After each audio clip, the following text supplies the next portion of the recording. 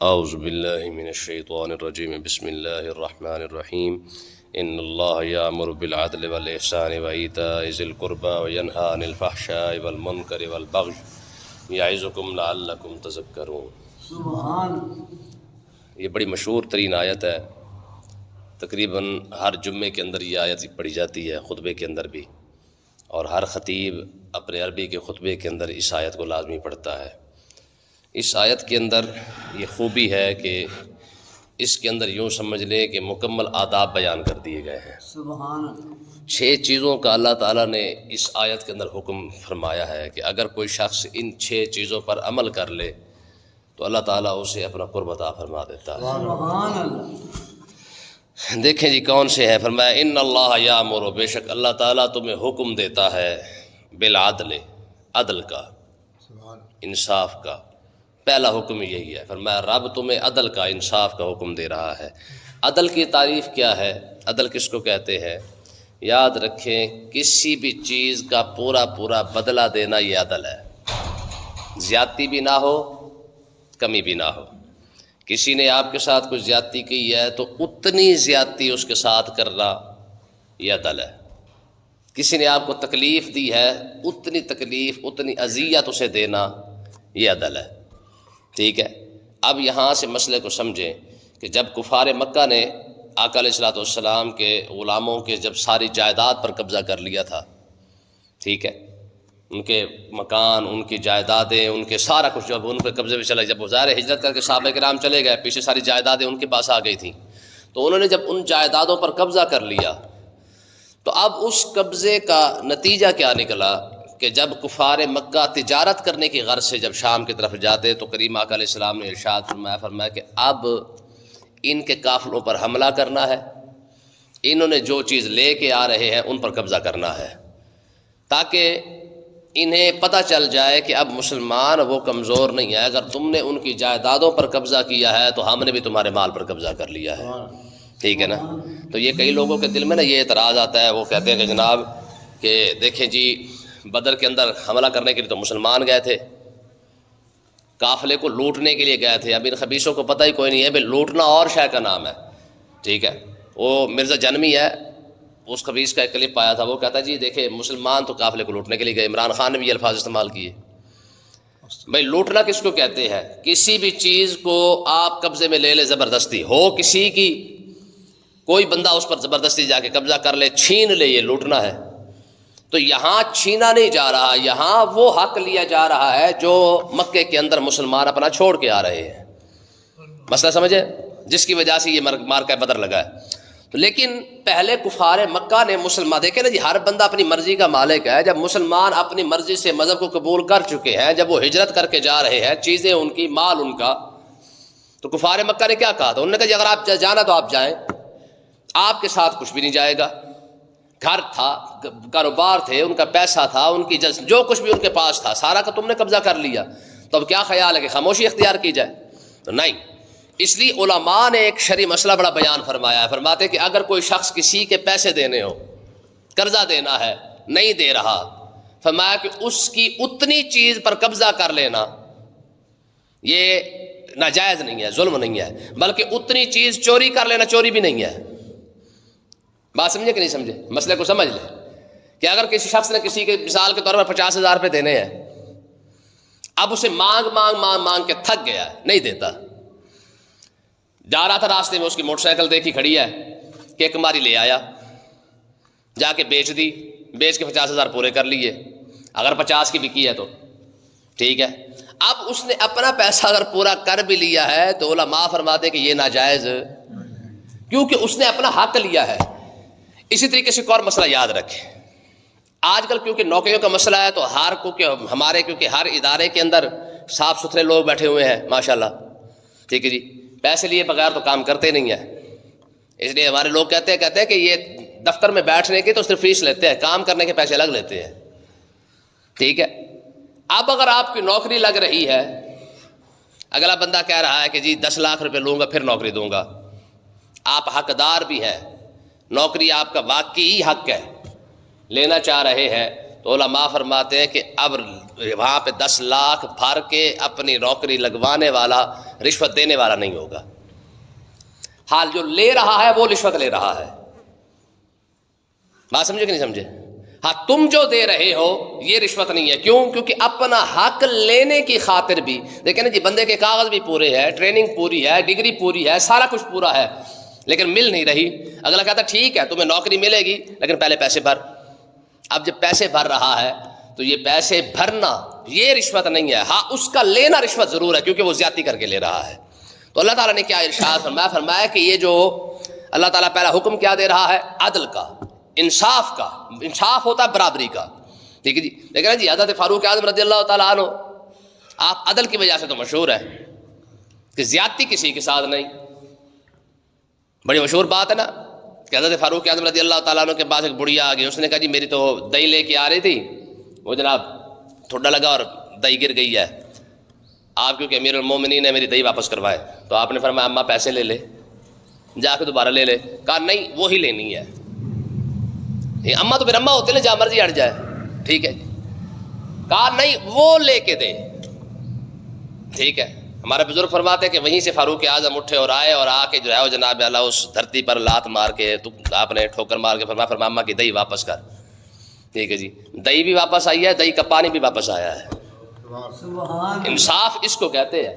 اور انصاف کا کمال دیکھے کہ لوگ آ کے کہتے ہیں کہ جناب دریائے نیل بہتا نہیں ہے، ہمیشہ ہر سال ایک کواری لڑکی لیتا ہے پھر چلتا ہے. میں جاؤ یہ خط لے جاؤ، جا کے اسے دے دو. یعنی دے دو کیا مطلب ہے؟ اسے جا کے اس کے درمیان میں دفنا دو. مجھے آپ بتائیں تاریخ انسانی کے اندر کوئی ایسا شخص بھی دیکھا ہے جس نے دریا کو خط لکھا ہو؟ سبحان اللہ. عقل بھی اس بات کو نہیں مانتی ہے کہ یار کوئی بندہ دریا کو خط لکھ کے کہے، کوئی پیغام بھیجے اور آگے دریا اس پیغام کو پڑھے بھی صحیح، سمجھے بھی صحیح، اس پر عمل بھی کرے. سبحان اللہ. ٹھیک ہے. اب پڑھنے کے لیے تو عقل چاہیے نا، سمجھنے کے لیے تو عقل چاہیے نا. تو خط جا رہا ہے، باقاعدہ خط دفرایا جا رہا ہے اور اس پر عمل بھی ہو رہا ہے. آپ نے لکھا کیا ہے؟ فرمایا بھائی بات سن، ایڈا پاٹے خانہ بن کے تو درمیان ہر سال ایک لڑکی لے اور پھر جا کے تو بہنا شروع کرے. فرمایا جا، یہ تب کی بات تھی جب تیرے اوپر کسی اور کا قبضہ تھا. آج اللہ کے بندوں کا قبضہ ہے، بہنا ہے تو اللہ کے حکم سے بہ، نہیں بہنا تو ہمیں تیری ضرورت ہی کوئی نہیں ہے. ٹھیک ہے جی. عدل اس کو کہتے ہیں. فرمایا ان اللہ یامر بالعدل. فرمایا اللہ تعالیٰ کیا دیتا ہے؟ حکم دیتا ہے. فرمایا کس بات کا؟ بالعدل. پہلے تو عدل کا حکم ہے. اچھا ساتھ فرمایا والاحسان، پھر اللہ تعالیٰ احسان کا حکم بھی دیتا ہے. دیکھیں زیادتی کا بدلہ لینا اسلام کہتا ہے جائز ہے، کوئی مسئلہ کوئی نہیں، اجازت دیتا ہے کہ ٹھیک ہے بھائی. حضور علیہ الصلوۃ والسلام نے ایک بار حکم فرمایا جس نے مجھ سے جو بدلہ لینا ہو وہ لے لے. حضرت عکاشہ کھڑے ہو گئے، کہا یا رسول اللہ بدر کے موقع پر آپ نے مجھے تکلیف دی تھی، میں نے بدلہ لینا ہے. کہا جی کیا کیا تھا؟ کہا جی آپ نے مجھے کچوکا لگایا تھا، مجھے تکلیف ہوئی تھی. حضور نے ارشاد فرمایا میاں تو اپنا بدلہ لے لے. کوئی سوچ سکتا ہے کہ امام الانبیاء نے اپنے جناب قمیض سے کپڑا اٹھایا اور اٹھا کے فرمایا چل جیسے میں نے تجھے مارا تھا تو بھی مار لے. بات سمجھ آئی؟ ایک یہودی آ کے کہتا ہے یا رسول اللہ میرے پیسے واپس کریں، آپ نے مجھ سے پیسے لیے تھے. حضور نے ارشاد فرمایا یار تیرا میرا وعدہ تھا، تو نے تو اگلے مہینے کے اندر لینے تھے، تو جلدی آ گیا ہے. تو وہ بدتمیزی کرنے لگ گیا، کہنا جی آپ جو ہے وہ پیسے لے لیتے وعدے واپس نہیں کرتے. حضرت فاروق اعظم کھڑے ہو گئے، کہنا جی یا رسول اللہ مجھے حکم دے میں اس کی گردن اتار دوں. حضور نے فرمایا عمر تو نے انصاف کی بات نہیں کی ہے، تیرا حق بنتا تو مجھ سے بات کرنا کہ حضور اگر پیسے لیے تو واپس کرے. غلاموں کی تربیت دیکھے کیسی کی جا رہی ہے. میں مجھے کہنا کہ آقا علیہ الصلوۃ والسلام کہ یا رسول اللہ اگر آپ نے پیسے لیے ابھی مانگ رہا ہے اس کا حق ہے، چلو وہ تو خرچ مار ہی رہا ہے کہ پہلے ٹائم سے پہلے آ گیا ہے، لیکن قرضہ تو اس نے لینا ہے نا، تو لیا ہے تو واپس کرے نا. حضور نے شاہ فرمایا عمر تیرا حق بنتا تو یہ بات مجھ سے کرتا. وہ یہیں پہ خاموش ہو گیا یہودی. دیکھیں انصاف کس کو کہتے ہیں؟ مولا علی رضی اللہ تعالیٰ یہ کتنی مثالیں ہیں انصاف عدل کی. مولا علی رضی اللہ تعالیٰ لڑ رہے ہیں، بندے کو نیچے بچھاڑ بھی دیا ہے، بندہ نیچے پڑا ہوا ہے، قتل کرنے لگے ہیں، بندہ آگے سے تھوک دیتا چھوڑ دیتے ہیں. اب وہ کہتا یہ پریشان ہو جاتا ہے، کہتا جی جب آپ کو زیادہ غصہ آنا چاہیے تھا تب آپ نے مجھے چھوڑ دیا، وجہ کیا ہے؟ فرمایا میاں انصاف یہی ہے کہ میں لڑ رہا تھا اللہ کی رضا کے لیے، تو نے جب تھوکا نا میرے منہ پر اب مجھے غصہ آ گیا تو کیونکہ اب میرا نفس بھی میرے شامل ہو گیا، میں نے کہا تیری ایسی کی تیسی کیا، اگر میں ہلکا ہاتھ رکھتا بھی صحیح تو اب تو میں زور سے تلوار چلاؤں گا. میں فوراً میرے دل میں خیال ہے میں علی تو اللہ کی رضا کے لڑ رہا تھا نا، اب یہ کیا ہے، میں اس لیے تجھے چھوڑ دیا ہے. تو بندہ ہی کلمہ پڑھنے لگ گیا. ٹھیک ہے بات سمجھ آئی کہ نہیں آئی؟ جب عدل کی بات آتی نا، انصاف کی، ٹھیک ہے جی، تو مسلمانوں کا یہ کمال ہے. اس کی بڑی بڑی مثالیں پڑھی، بڑی بڑی مثالیں پڑھی ہوئی ہیں.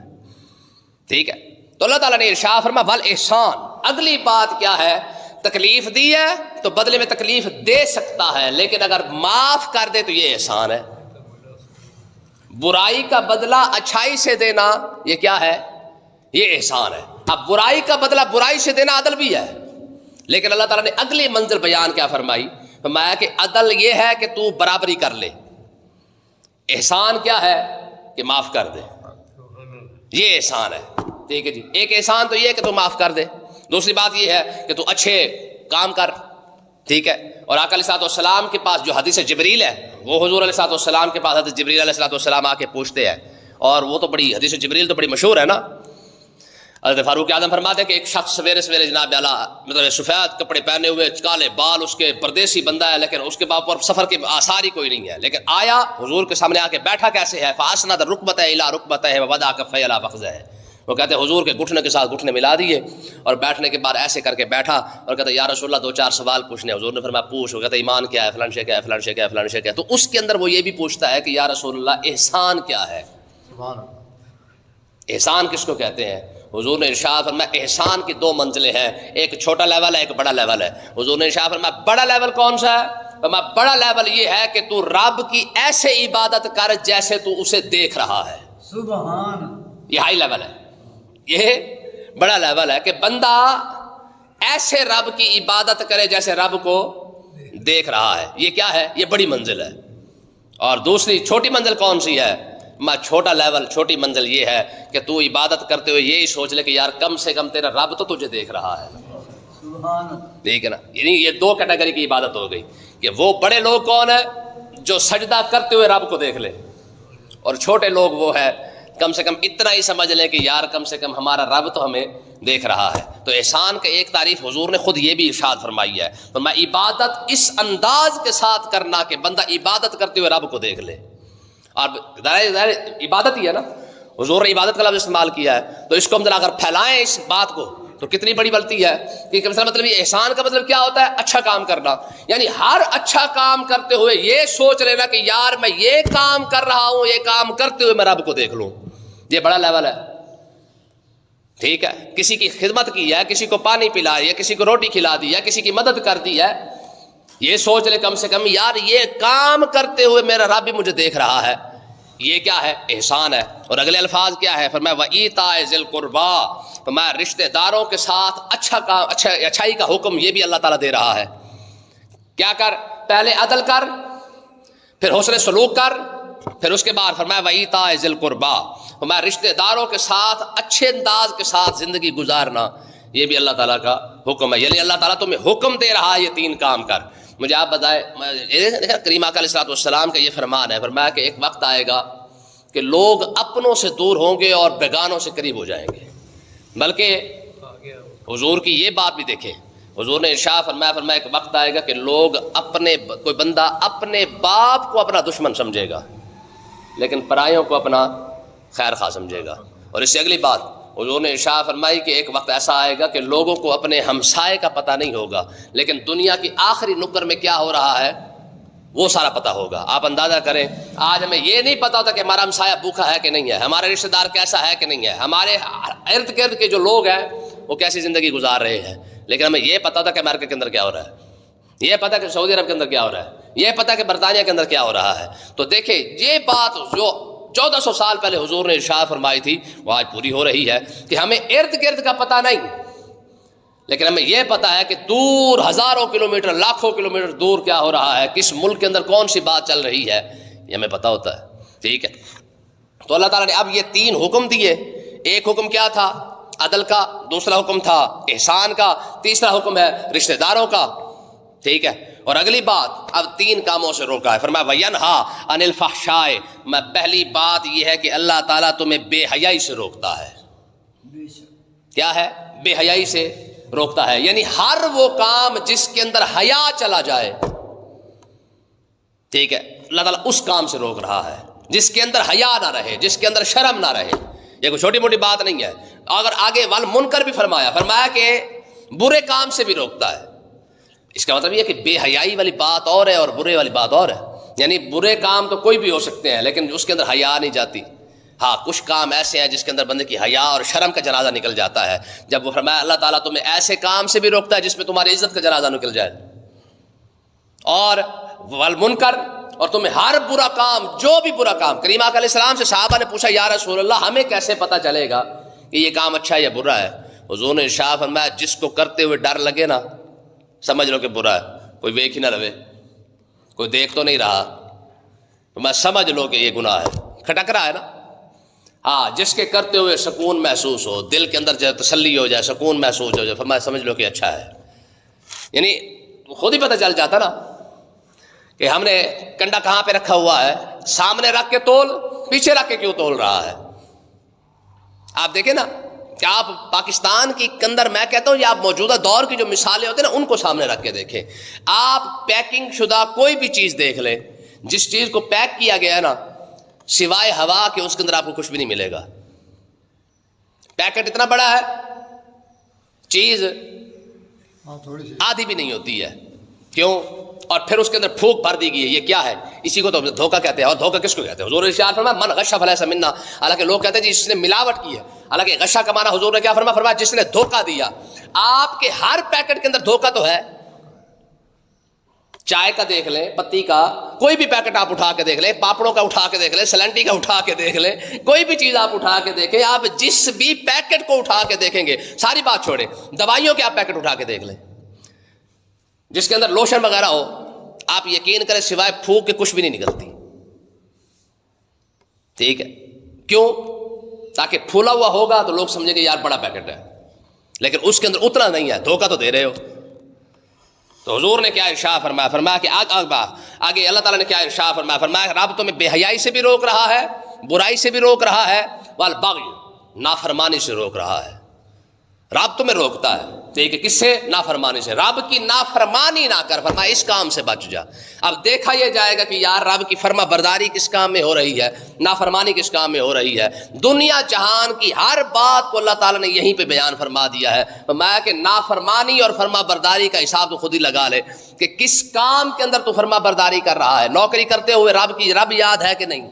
کام کرتے ہوئے رب یاد ہے کہ نہیں؟ دھوکہ کرتے ہوئے رب یاد ہے کہ نہیں ہے؟ ملاوٹ کرتے ہوئے رب یاد ہے کہ نہیں ہے؟ فرمایا یہ ساری باتیں ملا کے دیکھ لے، والبغی، رب تمہیں نافرمانی سے منع کر رہا ہے. دیکھیں نا فاروق اعظم رضی اللہ تعالیٰ عنہ رات کو گشت کر رہے ہیں، گشت کرتے ہوئے ایک دفعہ گھر سے آواز آتی ہے، کہتی کہ ماں کہہ رہی ہے، کہتے تھوڑا سا نا پانی کے اندر، دودھ کے اندر پانی ملا رہے. لڑکی کہہ رہی ہے کہ اماں عمر نے منع کیا ہے. کہا عمر کون سا دیکھ رہا ہے؟ ٹھیک ہے، کہا عمر نہیں دیکھ رہا، عمر کا رب تو دیکھ رہا ہے. سبحان اللہ. ٹھیک ہے، عمر کا رب تو دیکھ رہا ہے. سویرے ہوتی ہے تو بندہ بھیج دیتے، فرمایا جاؤ اس لڑکی کا جا کے رشتہ لے کے آؤ. ٹھیک ہے، وہی لڑکی پھر حضرت فاروق اعظم رضی اللہ تعالیٰ عنہ کی بہو بنتی ہے. اسی لڑکی سے پھر جناب حضرت عمر بن عبدالعزیز پیدا ہوتے ہیں. یعنی اسی سے نہیں، مطلب یہ اسی نسل سے پیدا ہوتے ہیں. تو کہنے کا مقصد کیا ہے کہ جب انسان اتنی نیکی بھی اپنے مطلب سمجھ کے کرے نا کہ یار عمر نہیں دیکھ رہا، عمر کا رب تو دیکھ رہا ہے، تو رب کس گھر سے رشتہ بھجوا رہا ہے. ٹھیک ہے، تو اللہ تعالیٰ نے ارشاد فرمایا یعظکم لعلکم تذکرون. بھائی رب تو تمہیں نصیحت کرتا ہے، رب تمہیں سمجھاتا ہے، رب تمہیں بار بار یعظکم، رب تمہارا خیر خواہ ہے، تمہیں نصیحت کر رہا ہے. لعلکم تذکرون، کس وجہ سے؟ کہ تاکہ تم نصیحت حاصل کر سکو. دھیان اس بات پر دے دو کم سے کم کہ یار ہمارا رب ہم سے بات کیا کر رہا ہے. آج دیکھیں نا مسلمانوں نے جب سے قرآن چھوڑا ہے انہیں پتہ ہی کوئی نہیں کہ ان کے رب نے ان سے بات کیا کی ہے. کسی کو نصیحت تو خیر خواہ کو کی جاتی ہے نا، رب کو نہیں پتا تھا کہ یار ایک وقت آئے گا کہ میرے بندے تو میرا قرآن پڑھنا بھی چھوڑ جائیں گے. آ جائے نا، حضور نے خود ارشاد فرمایا کہ ایک وقت آئے گا میری امت قرآن کے علاوہ سب کچھ پڑھے گی، قرآن کے علاوہ سب کچھ پڑھے گی. آج دیکھ لیں سوائے قرآن کے یہ امت سب کچھ پڑھ رہی ہے. شعر و شاعری کی کتابیں دیکھ لیں، کالج اور یونیورسٹی کی کتابیں دیکھ لیں، انگریزی کی کتابیں دیکھ لیں، ہر شے پڑھ رہی ہے. اگر نہیں پڑھ رہی تو قرآن نہیں ہے. اور یہ حضور نے 1400 سال پہلے فرما دیا تھا، میں قرآن کو چھوڑ دیں گے باقی ہر شے پڑھتے رہیں گے. اللہ پاک سمجھنے کی توفیق عطا فرمائے۔ آمین